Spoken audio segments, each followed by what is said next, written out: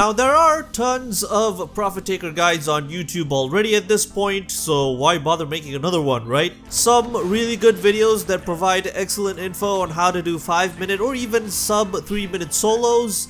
Well, those usually, if not always, involve crazy god roll Rivens that are pretty much out of reach for the common Tenno. So what I've decided on is to give you guys info on how to achieve solid sub 7-minute solo runs without any Rivens whatsoever. You can take what you learn here as building a good baseline, then use whatever good Rivens you may have to further improve your solo runs. And before we move on, please feel free to click on the logo over here, check out some of the videos and see if it's worth hitting that subscribe button. Alright, so let's start with the Warframe of choice. Obviously Chroma, or Chroma Prime, if you haven't heard, is the frame for the job. It's possible to use other frames like Rhino or Inaros, but with Chroma, there is a lot of potential for doing really fast runs, which is kind of our goal here. If you can't get Chroma Prime, then regular Chroma is just fine. The Prime version only has a little more armor and energy, which isn't really a big deal. Once you have your very own Dragon Boy, this is the build I highly suggest you go for. Umbral Adaptation. Yes, some of these mods are hard to get for relatively new players, but here's the thing, the Profit Taker fight is a whole new level of ridiculousness that requires some of the very best bit of kit, especially if you're looking to yeet that spider solo.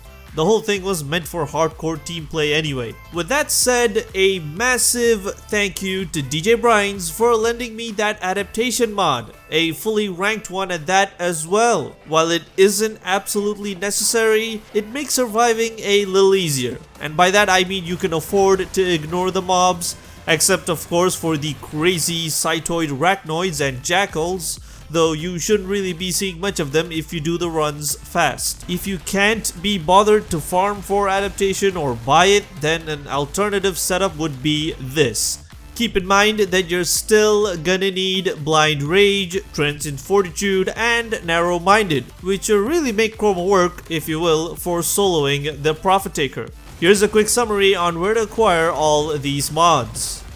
As for arcanes, I personally run an Arcane Nullifier along with Arcane Velocity. There are better arcanes to choose from than the Nullifier, I admit, but I find it helps in dealing with magnetic procs from the orb. If I had better arcanes, I'd simply replace this with Arcane Avenger. Arcane Velocity, on the other hand, works super well with one of the kit gun setups I got going, which we will get into a little later on. With that said, here's a list of arcanes you can consider for slightly different situations. For weapons, we want to prioritize crits and also damage types. The higher the crits, the better. The more damage types, the better.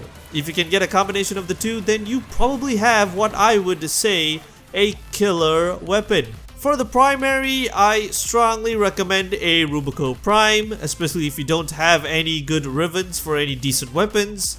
Rubico Prime is the way to go. It's one of the best weapons in the game and works exceptionally well in a lot of situations. Tigress Prime is also a good choice even with its seemingly low crit chance. This is simply because it deals a ton of damage just on its own and takes great advantage of multi-shot mods. For non-prime weapons, my choice would either be the regular Rubico, regular Tigress, or the BATTACOR. You can use whatever primary you are most comfortable with or have a Riven for, but keep in mind it has to be modded for at least 2 elementals and have a decent crit chance.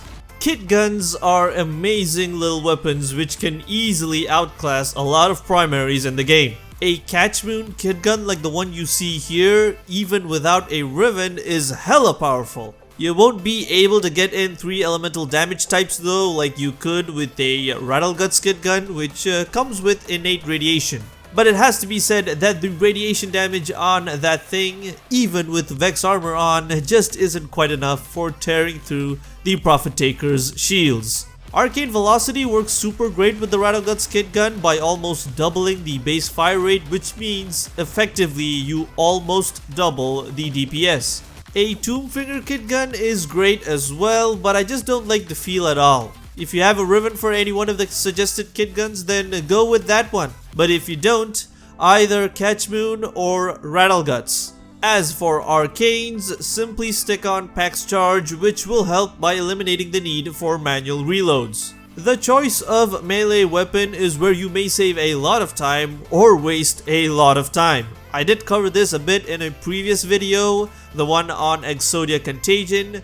That got a nice amount of views and unfortunately dislikes. I mean, I admit it's kinda clickbait, but I'm not exactly sure if people were upset that it was something they already knew or something they can't get because Operation Plague Star is yet to come this year. Anyway, the point still stands. Exodia Contagion is an awesome arcane. Even if you could get a rank 1, that would help shorten your solo runs dramatically.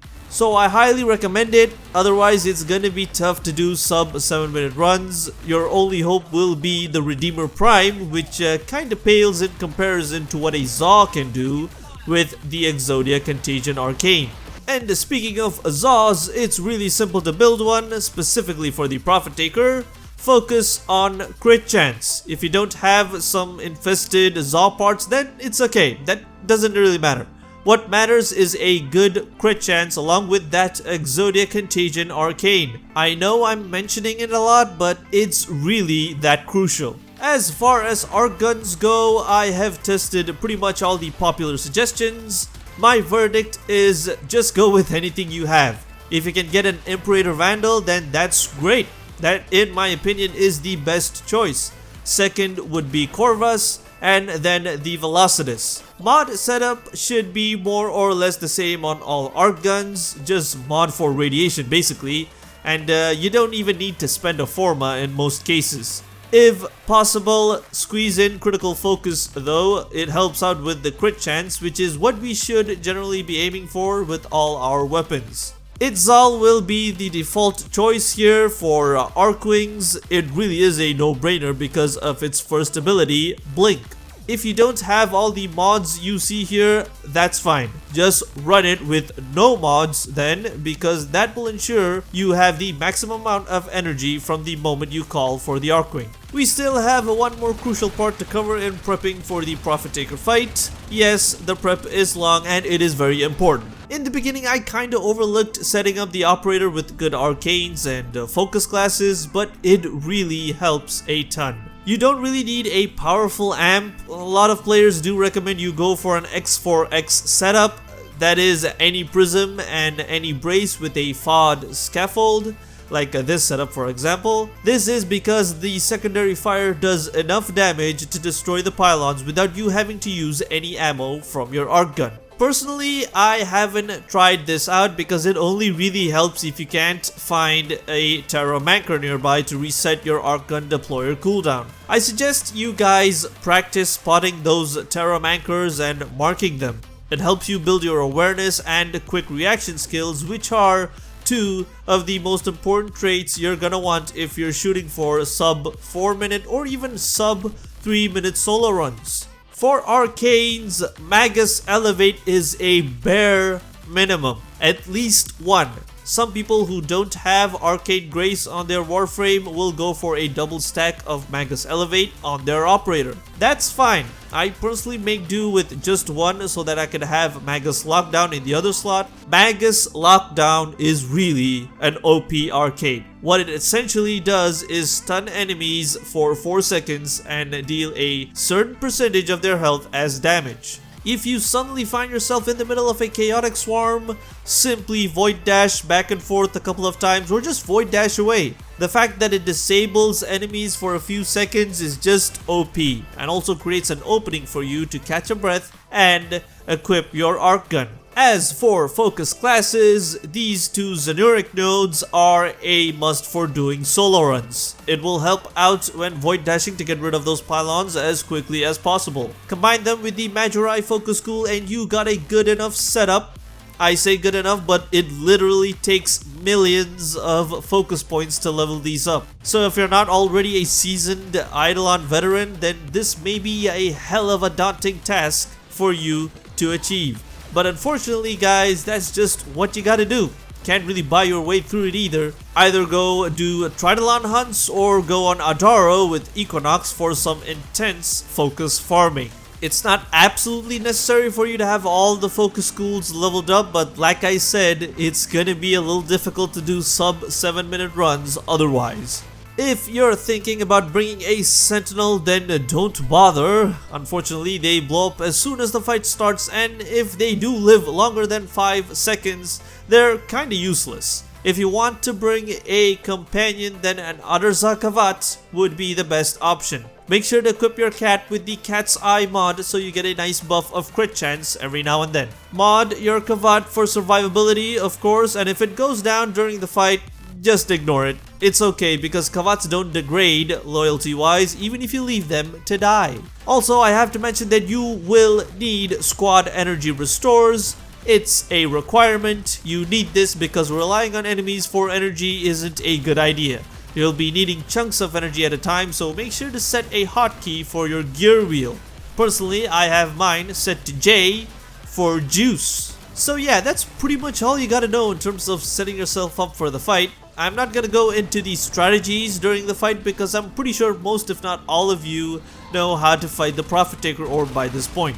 You just want to go faster or want to do it solo, that's all. However, I will offer a couple of pointers. The first thing I'd advise, which may sound kinda dumb, is to focus on the orb at all times. And by that I mean ignore the mobs and fire as much as possible at the Prophet Taker while paying attention to the damage types.